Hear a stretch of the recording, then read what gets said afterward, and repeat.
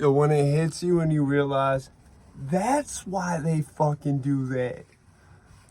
It's not because they want to know how the animals are going to react to the cocaine. Hold on 1 second.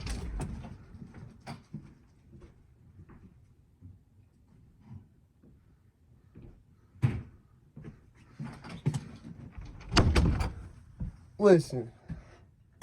So, I have been trying to think about for literally months, if not up to a year, why on earth would they care about how Japanese quail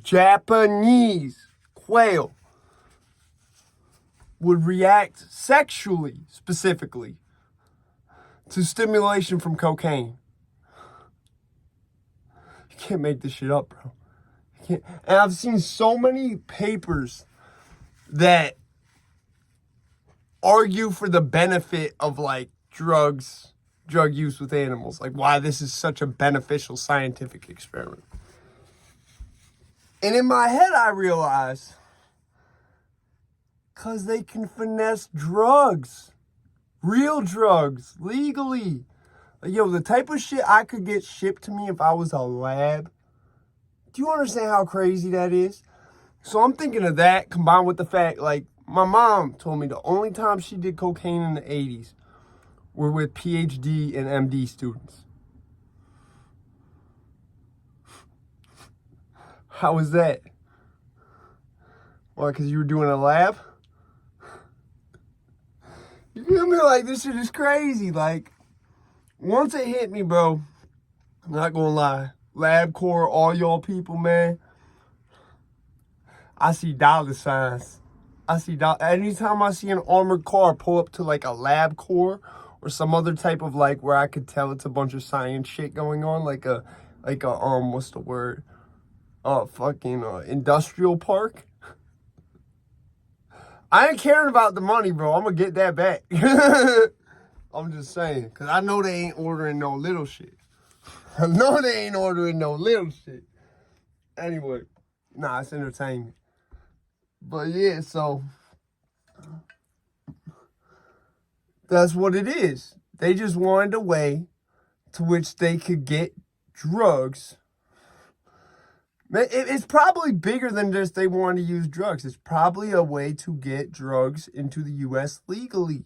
You can't refine and grow cocaine. You can't grow coca leaves and refine them into cocaine and cocaine paste in the United States. You just can't. The climate, the environment, do you know how big that type of machinery for that is to do a large scale? You can't hide that shit.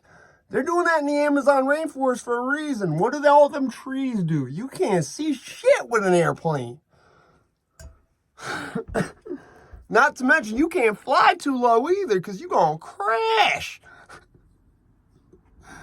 Yo, like, for real, like, this shit is crazy, bro.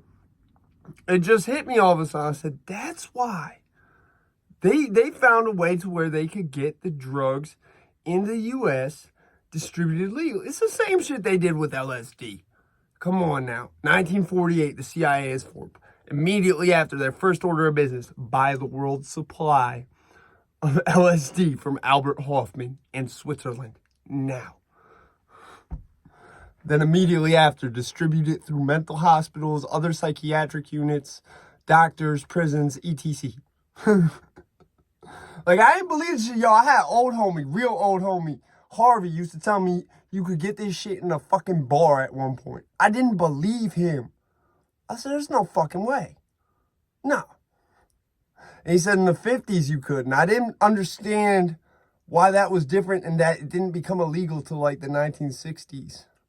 And then it hit me and I said, oh, okay. Like Charles Manson, bro, what was he doing with all that LSD and pretending he was Jesus? Were they trying to see what effect, like, come on now. Come on now. I'm out this bitch, man. See, I have to do this shit so they remember. Listen, there's some motherfuckers still walking around who's smart enough to see the bullshit. Because it's like you say, okay, we need 2 keys for this lab that you only running with 0.5 gram. How much these drugs is a mouse gonna eat, bro? Come on now.